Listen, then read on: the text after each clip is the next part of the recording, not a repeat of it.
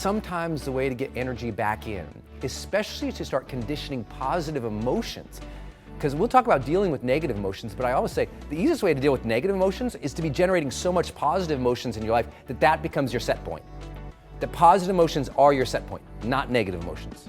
Hey everybody, it's Brendon Burchard and welcome to your High Performance Monthly Training. I am stoked to have you here because we have an awesome session for you to talk about some of the best practices and the great things we learned about managing our lives and our energy at High Performance Academy. I'll do a little recap of some of the best things there. We probably did some things to help you manage your energy that you weren't even aware that we were doing. I'll be sharing some of those curriculum design and tricks today so you know how to do that. We'll talk about how do you deal with negative emotions, because right now we are seeing an extreme number of people who are kind of drowning in pools of pessimism. You know, they've got lots of hope and ambition at the beginning of the week, but by the end of the week they're kind of bummed by the news or by the negative support of other people, by the people who just they hope did better. They're constantly, doused in disappointment all week.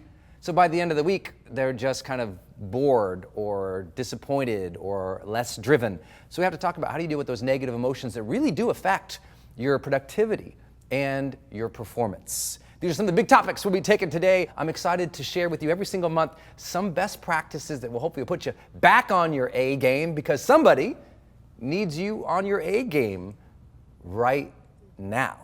And if you know who that is, if there's somebody in your life who really needs you, then this is a good one to, maybe turn off all the other noises and distractions around you, bust out your journal, and sit down and just spend a few, maybe just minutes with us here today, thinking about your life and what's going to make this a better next 7 days, better next 30 days. There's been lots going on. So how do we maintain that energy is going to be a big part of these next couple HPMs with you. So enough warm up, so I'm going to jump right into some of our ideas. The first thing I told you I'd talk about today is how did we create that incredible energy? And I'll share with you, these aren't just things that I do at my live event. These are things that I do personally.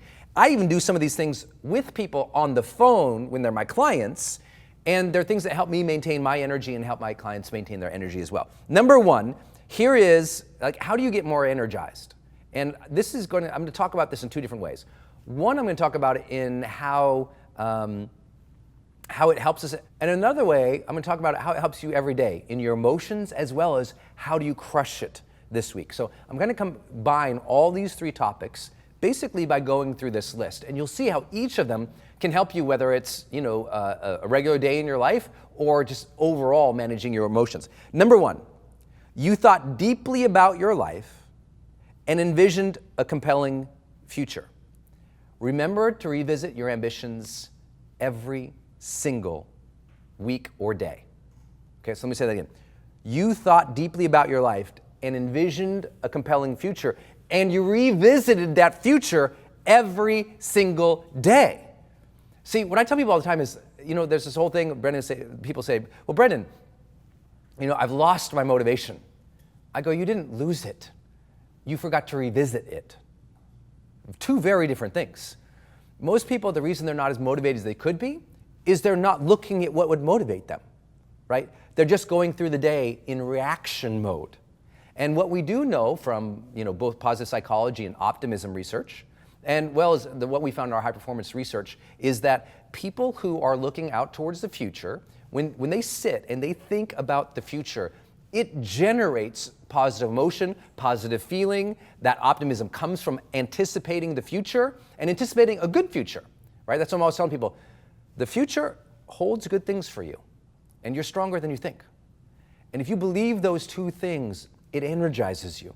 And what happens at our event is I'm constantly getting people to realize that, to rethink their future, rethink how they'll be in the future, how they'll treat their family, how they'll manage their health, how they'll deal with other people, and how they'll envision even just simple things as their new mornings, their new morning routines. And it's so important that that's what is creating so much of the energy. Because remember, when we talk about energy in high performance, we call it capital E energy. That means it's not just physical vitality, right? Many people think of energy like do I have enough energy to run around the block, right? That's physical fitness or physical vibrancy. But there's two other components of energy too. right? There's mental energy and emotional energy.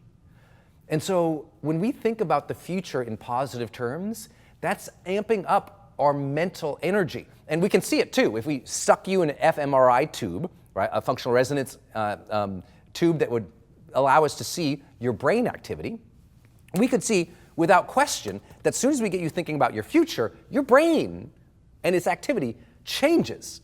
That different parts of your brain starts lighting up. And we know from hormonal release too, you get a little dopamine drip going in the back, a little serotonin, if you can see yourself having good things in the future, good relationships, things change. That's my question for you. Have you been thinking deeply about your life? So write it down. Write this down. You thought deeply about your life, you envisioned a compelling future, and you revisited that compelling future consistently. I think about maybe one of the, I'd say, most motivated times in my life. A time in my life when I remember just being motivated like every day for years was probably a 7-year run. 7 years. And for me, that was college. Now, college didn't take me 7 years, but it took 4, and then I went to grad school, right? Okay, grad school. And so it was a good 6-year period. Then I went and got my first job. And I remember I had this unbelievable game down where every morning I would wake up and I would not get out of bed. I wouldn't run off to coffee. I wouldn't do anything. I would wake up and I would just lay there for another 15 minutes. And I would just envision things. I would envision what I wanted to do that day. I would envision talking to people I wanted to approach that day. I'd envision myself doing my homework well. I'd envision my job afterwards because I was working 3 jobs in college. So I'd envision what I could do good at job. I would think about my future. I would see myself, for me, you know, a big part of my dream was being and visiting the Caribbean a lot. So I had this big just vision of myself doing all these things. And I had a vision of myself at some point of learning to speak. So I'd vision myself on stages. And that just energized me, right? Now, many people, I mean, if you imagine being on stage and speaking and delivering and crushing it, what would that do for you? Well, for many people, they get anxious. Like they go, oh, you know, they get nervous. That feeling of seeing themselves on stage speaking. And that was happening for me too. I would lay in bed and I would be so nervous. Like I would literally sometimes be laying there thinking about speaking, and I would get so nervous that I'd like start sweating. That's kind of gross, I know. But I'd just be there. I'm like, I'm like, gosh, I'd see a bigger and bigger and bigger and bigger audience. But I'd be nerves, right? But I'll tell you, when I got out of bed, I was awake. And after so many years of envisioning it, it didn't scare me anymore to even think about it. And now it just energized me. So you could even be thinking about yourself addressing fears, not just having this perfect future where, you know, you've got the picket fence and the perfect husband and the perfect house and the perfect kids and everything's perfect and the job's great and you have the corner office. You might even envision the things that scare the crap out of you, but start seeing them. Let those things energize you, because we talk a lot about people's fears. We talk a lot about the bad behavior, the bad habits, the bad thinking, the real life challenging situations of life. But it is by thinking about those things again, thinking about our lives, deeply engaging with our lives again, that we find more energy. So if you're midweek right now, and you're just kind of like, you probably haven't been thinking about your life this week. You've just been doing life. Sometimes the way to get energy back in, especially to start conditioning positive emotions, because we'll talk about dealing with negative emotions, but I always say the easiest way to deal with negative emotions is to be generating so much positive emotions in your life that that becomes your set point. That positive emotions are your set point, not negative emotions. And you can condition that as a habit by continually revisiting your future. Have intention for now and level up. Challenge yourself, my friends. Number 2, and this is a big one, okay? This is a big one for everybody. You took 10 deep, this is what people do at HPA. We took 10 deep breaths and body awakening movements every 50 to 60 minutes. So those silly exercises, if you're into HPA, where you stand up and you bounce in place. So we'll have them stand and we'll have them bounce in place and close their eyes and take 10 deep breaths.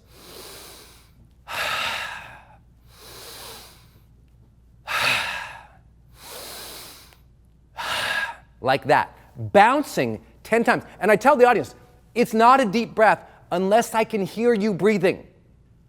That is how we're getting that kind of energy. Now, this is the physical vitality part of it, right? We're energizing our body, bouncing up in place, right? Just moving around that lymph a little bit, activating our blood flow a little bit from having sat down so much. Taking in those 10 deep breaths, giving our brain a hit of oxygen, and people are like, woo! Like, they don't know it because it's so subtle that first, like, 2 or 3 times we do it. But then what happens is, then we're on day 2 or 3, and that momentum of feeding our brain oxygen for 2 or 3 days at elevated levels than most people are used to, moving around more consistently than most people are used to, that changes the game. Look, one of the world's largest studies was just done on productivity. And it's a productivity app that basically tracks people's productivity throughout the day, and I can't remember what it's called. I'll find it. But what they did is they found out that the most productive people in the world tended to take a break at 52 minutes. So they worked throughout every day, they'd work for 52 minutes. They'd take a break anywhere between 5 and 17 minutes. Come back, 52 minutes, intense. Break, 52 minutes, intense. Now, the app is just proving what I've been teaching for over 10 years of my life. I've been teaching this 50-minute break idea. Because, why? Because I found it in my own life, I found it in my client's life, we found it from qualitative studies, and now we've quantified it as well. That 50-minute mark is a magical time in which your body says, dude, I need a break. Your brain says, dude, I need a break. And every one of us wants to push through those times, right? Or we think, I feel fine, I'll keep going. But you need to rest. You need to recharge. And so these 50-minute breaks are built into the curriculum. Now, it's not always exactly 50 minutes, but in general, between every 50 and 75 minutes, I have the audience changing up what they're doing, either physically and taking these deep breaths and movements, or socializing something, standing, talking, doing something like that. But there's a high level of movement and breath that's going to happen between 50 and 75 minutes across my 4-day seminar. And so what does this mean to you if you don't go to seminars? It means, and I've taught this for so long, I hope you do this, when my butt hits my chair, my timer starts on my phone, and at 50 minutes, I'm standing up and I'm bouncing and I'm doing 10 deep breaths, or I'm taking a walk, or I'm just going to go to the sink and get a bunch of water. But at 50 minutes, I break. And that's not a new routine for me. This is 10 years of my life. People go, Brendon, why are you so annoying? I go, because I take a lot of breaks. That's it. How do you get a higher level of energy? You don't get it by burnout. You don't get it by pushing through every day, just pushing. What high performers are doing is they're recharging more consistently throughout the day. And that recharge is changing their life. And that recharge is giving them more physical vitality. But look, some of you have to listen closely. Your negative emotions and negative energy are coming from a place in which your body is fatigued. Your neck and your shoulders are sore. You haven't breathed, so your brain is oxygen deprived. Add that with the amount of mental fatigue and visual strain that comes from staring at a screen or sitting in one place for too long. And all of a sudden, it's easy to see why the negative emotions start taking over you, why you become impatient or irritable with the people that you love, even though you're a good person. It's because you're not recharging throughout the day. As you recharge throughout the day, it gives your eyes a second to take a beat. That's why when I have people stand and bounce, I make them close their eyes. Because most of us are staring at screens and at wavelengths all day long that are actually stressing the areas of our brain related with basically stress. It's high activation there that we can see. Like a lot of headaches, most headaches are visual headaches, right? Eye strain. And so you're getting a headache, your body feels sluggish because you're sitting most of the day, and most people sit, kind of like this, right? So if you look to my side, I'd be like this. This is how most people sit.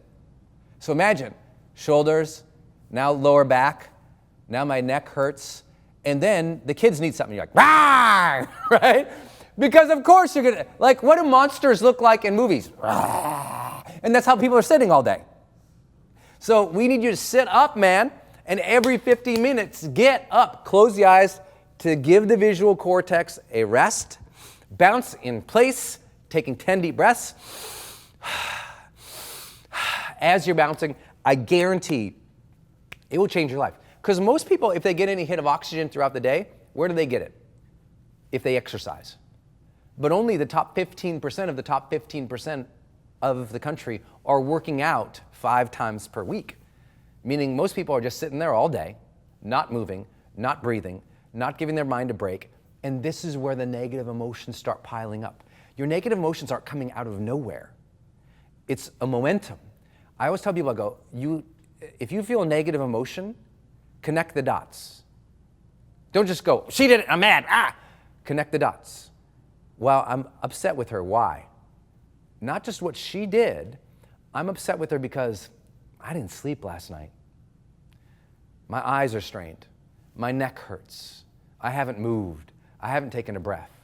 And now you're putting all that physicality fatigue on another person and generating negative emotions and experiences in life that are really coming from how you're managing your physical body, your mental energy.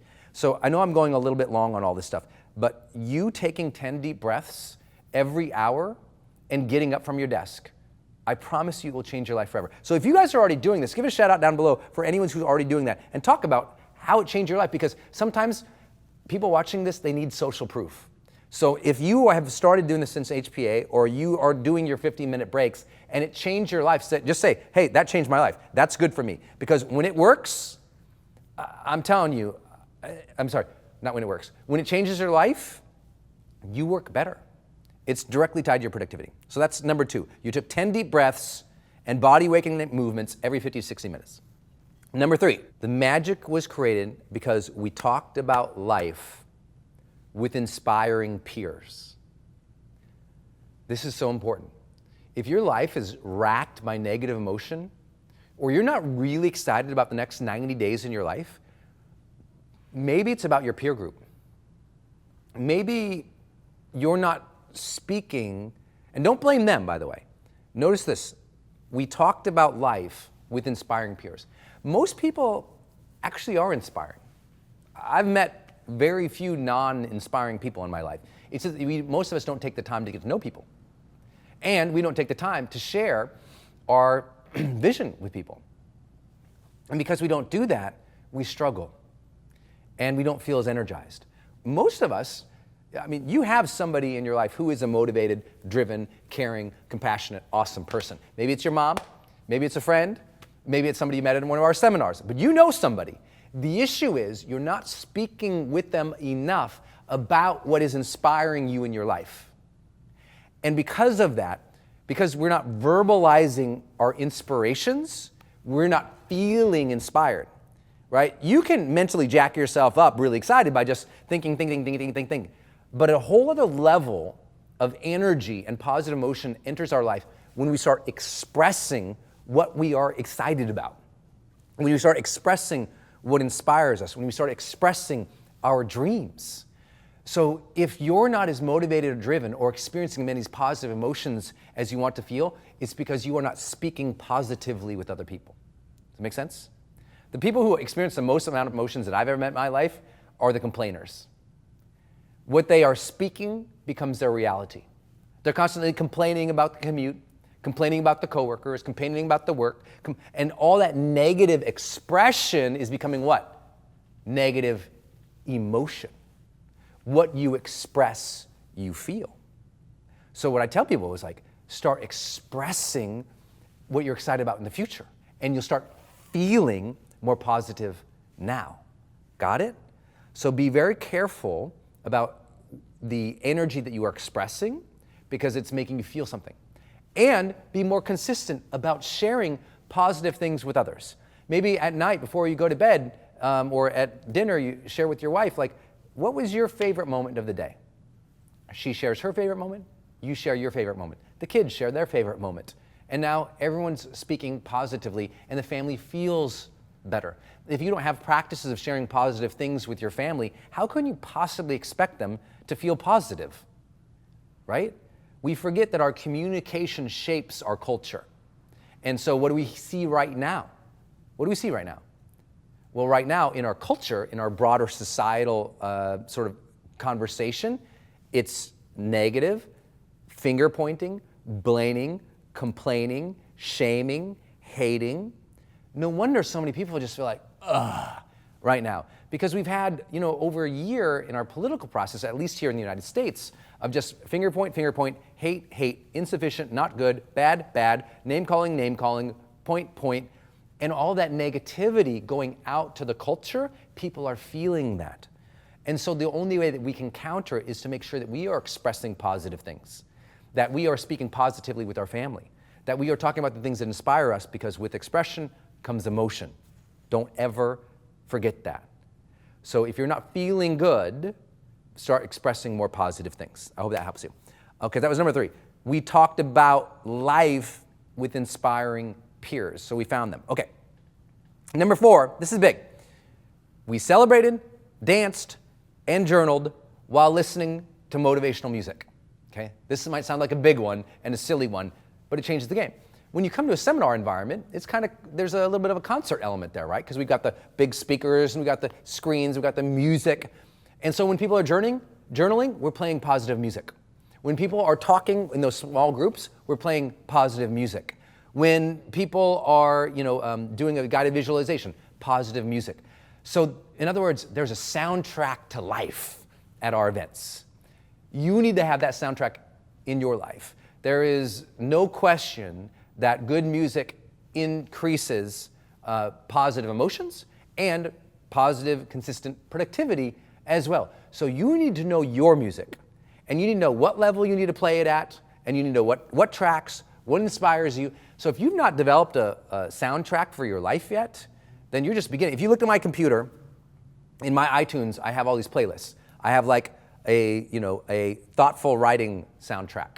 I have a morning workout routine soundtrack. I have a morning meditation soundtrack. I have a playlist of writing motivational stuff. I have a playlist of writing more spirituality stuff. I have a playlist of basically what I call active stretching playlist, which is kind of like helping me become present. And then I've got something that just thumps and rocks when I'm lifting heavier weight. So I've got that. When I walk into my house, I finally have that Sonos thing, where I walk in and I can play each room. I can play different music in each room if I want to. It sounds so silly, but that's part of what motivates us. If you ever went to a concert and you felt so alive, it was that thump of the music. And so are you creating that in your own life? I'm surprised how many people sit in silence all day. And then they get in their car and they commute home listening to trash talk radio.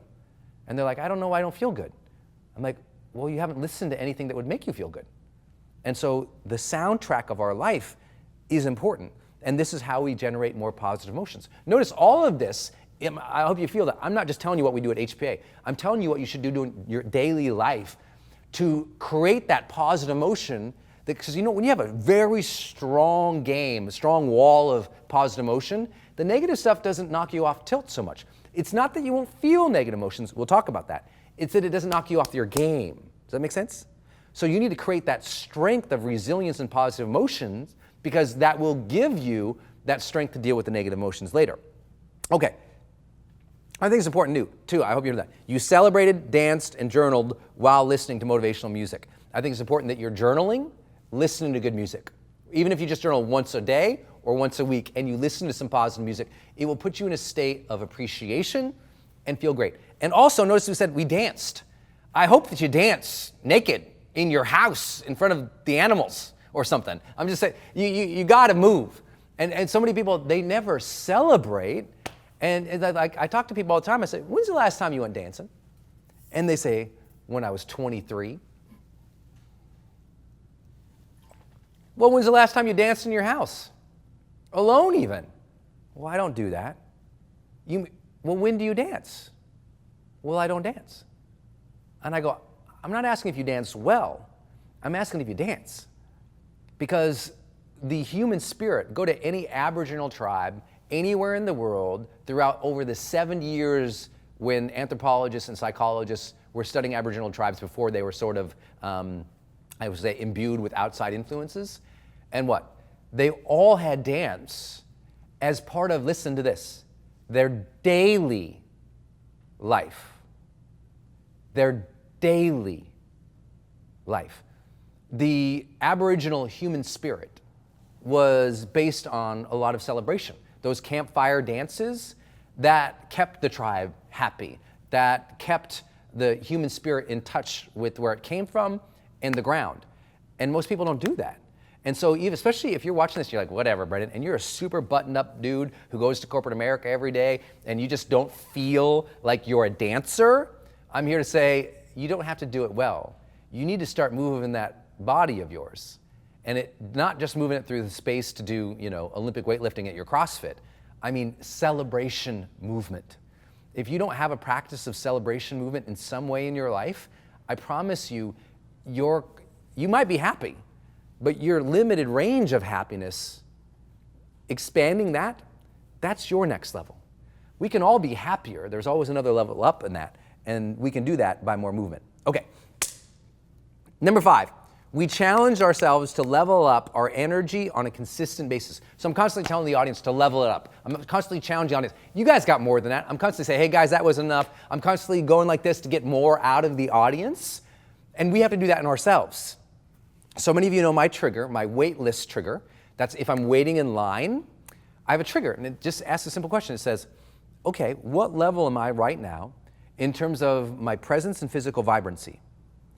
And is that level for me sufficient? Can I level it up, right? And I've challenged myself to level it up. But I don't do it like once in a while or every here and there. It's a very consistent thing for me. And so if you want to feel better, you need to monitor your energy on a consistent basis and challenge yourself to pick it up. Challenge yourself to pick up your mindfulness or your awareness or your physical vitality by the way that you move. But that's the way that you start developing greater, I say, proficiency in managing your emotions. See, when a negative emotion happens to me, I have so much consistency and training in developing positive emotions. I acknowledge the negative emotion, right? It's not like I'm avoiding it. I'm like, oh, I'm feeling this way right now. First, let me check on my meaning. How am I defining this? Am I defining this in a helpful, positive, constructive way, or am I being a defeatist? So that's my first question, right?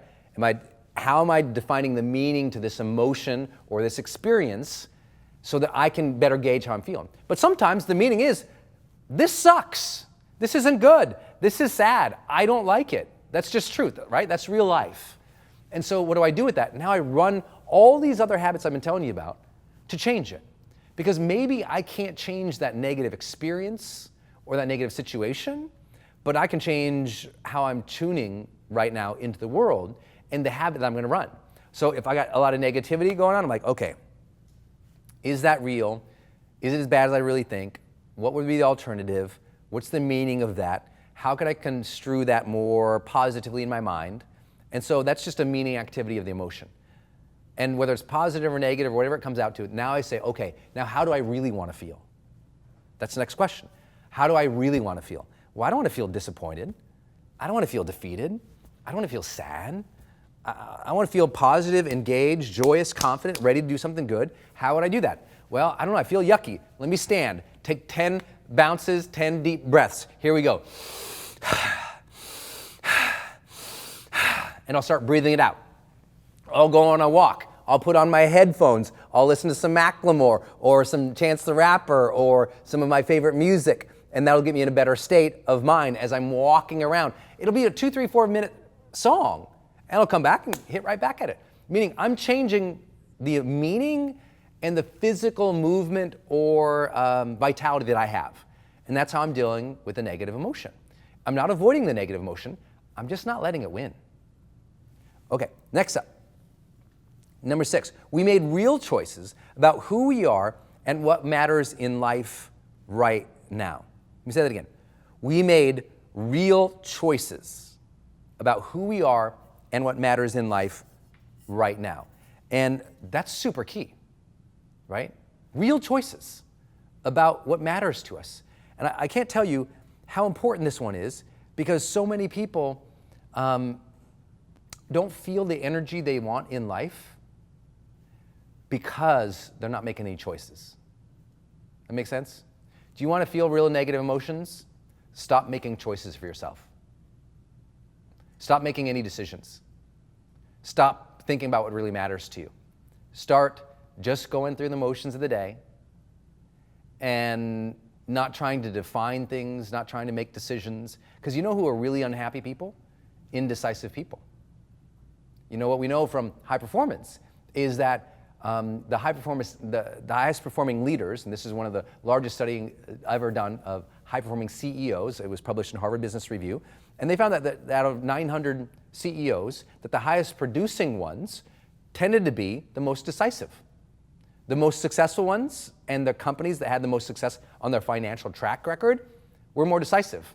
They made the decision faster than other people did, and out of that, they had better productivity and better results. That same thing applies to our positive emotions.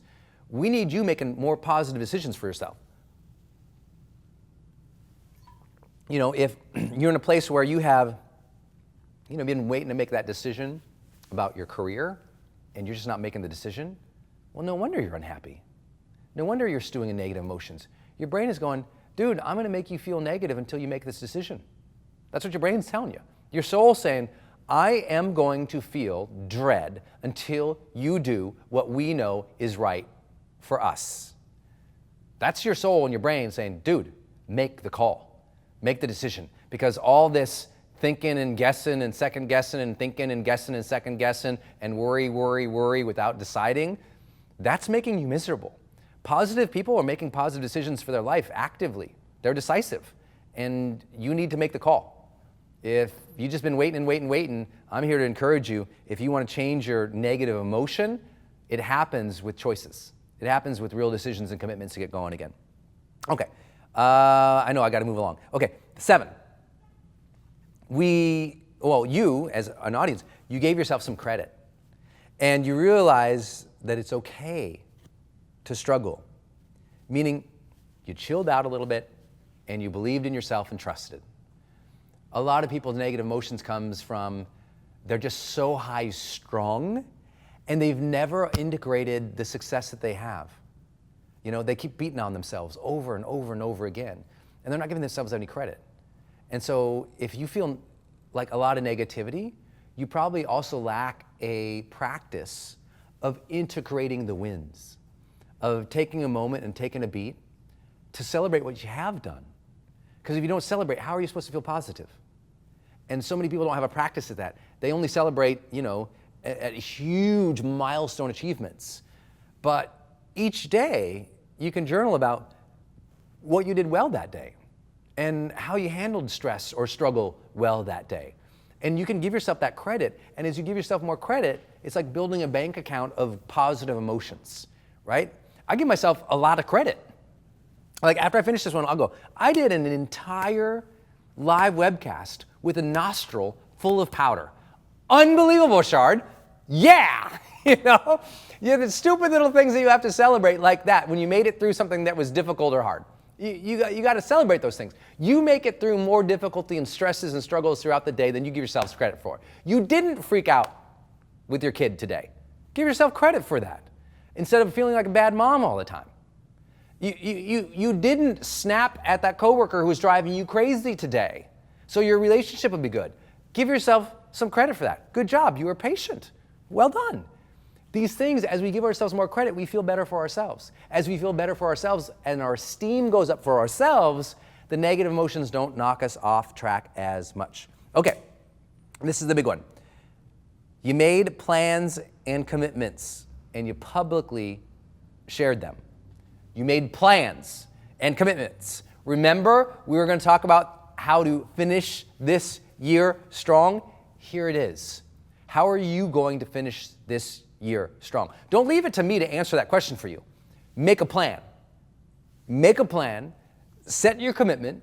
Set your milestones. Tell people what you're going to do. Execute, buddy. Get it going on. What is your plan for the end of the year? What are you doing? Like if we sat down with my team right now and you look, it is smacked. Like it's like boom, boom, boom, boom, boom. That's what creates our momentum going into the end of the year. Like we know what our calendar is. Bam, bam, bam, bam, bam. If you don't have that, you don't experience that momentum in life, and now you feel like you're just reacting or you're meandering, and those who are reacting and meandering are unhappy. That's where that negative emotion comes from, is when you're just like lost in a sea of indecisiveness. But that positivity and that progress comes from having a plan. What is the plan to take care of your health, to manage your career well, to be awesome with your family and your friends? If you just had a plan on those three things, right? Your health, your career, your family and friends, in no particular order, and you just had some kind of knowledge of what your goals were, you'd immediately, the funny thing is, put that thing on a piece of paper. You'll immediately feel better. People literally immediately, in psychological tests, they feel better the minute that they make a list and a set of goals. Even if they don't move towards them, just writing it down and getting it out and seeing your future there in a positive way, you will feel better. And then you take some action against this, my friend, you'll feel entirely different. Okay, number 9, you express yourself, listen to this, as a role model to others. If I parachuted into your life and I followed you, I took steps right behind you all day, and I was listening to how you were talking to other people, I don't want to just listen for positivity. I want to talk about, are you living as a leader? Is that a yes or a no? Are you living, because either at some point we are living as a defeatist, as a complainer, or as a role model. And we can't have all. We're in one bucket or another. And high performers own that role model mindset. When they communicate with people, they're communicating as leaders. They're taking responsibility for the energy that they have and that they bring into the spaces, and that's their job. They're not leading just by, asking people to do things, or leading by management or anything else like that. They're shaping the energy of the world by being a role model. They're being a role model energetically because they're choosing positive emotions and energy, but they're also being a role model because they're being supportive of other people. Because wouldn't you agree that role models are compassionate, thoughtful people? Well, if you agree, my question to you is this: are you being as compassionate and thoughtful as you could with your coworkers? Are you being as passionate or compassionate and thoughtful with your wife, your husband, the kids, as you could be? Because what happens at HPA is about day 2, people start realizing that the people in their group deeply appreciate them when they speak from an authentic place and when they speak from a positive, supportive place. This role model thing starts happening in the room. I don't even have to shape it. I don't even have to say the words role model. It just happens because the way that we're sharing. And so, are you living your life as a role model right now? Do you have a role model mindset? Because, listen to this, if we don't view ourselves as role models, how would we feel about ourselves? What's the odds that our negative emotions would take over us ultimately if we don't start seeing ourselves and behaving in ways that align with the role model mindset? Good food for thought. And last one, this is so important. You took some time to listen to positive words and guidance, okay? You took some time to listen to positive words and guidance, like you're doing right here. I hope that you all feel better like by here, and you're engaging in the chat roll down below. I hope that you're having a good time. I hope that you are appreciating, like just having, whether it's me or a podcast or an online course that you're taking to, or a specific radio show or specific music. But what I want you to do is be listening to wisdom each day. An Oprah Winfrey podcast, Super Soul Sessions. So if you listen to that podcast, there's a lot of wisdom on there. A lot of incredible interviews with some of the most influential people in the world, but talking from a place of spirit and wisdom and soul. And I listen to that, and that makes me feel better. And I'm already a pretty happy dude. But listening to wisdom, and at HPA, I'm not saying I'm just the guy on the stage who is imparting wisdom. It's that, remember, those groups. So what I'm trying to communicate to you is all these things that we did there, you can do at home. From communicating positive and thoughtful things and inspiring things with your family, looking to the future, standing up, moving, taking deep breaths, journaling, thinking about life. You guys can do all of this. I know that you know you can do this. Thanks for being here with you guys. It's been a wonderful one with you. Know that every single day you can make the decisions to go out and do what you already know to be a high performer. I hope that this was a reminder of some of those common sense things that you can put back into your life so that you can feel more extraordinary and that you can finish this year strong. You've got the practices, you've got the knowledge, now do it every single day. Thanks everybody for being here. Hey, it's Brendon. I just want to thank you for watching my channel. There's so many other teachings and trainings on this channel, so please enjoy. Thanks for being here. Also, for those who want to go to another level, I have an upcoming Certified High Performance Coach Certification Week. This is where I teach you and certify you to become a world-class life coach. We call them certified high performance coaches. You can click the link in the description right now to apply and to learn about our upcoming certification week. If you want to go to another level as a life coach and you want me to certify you and help you, make sure you click that link and take advantage of it right now. Enrollment is open today.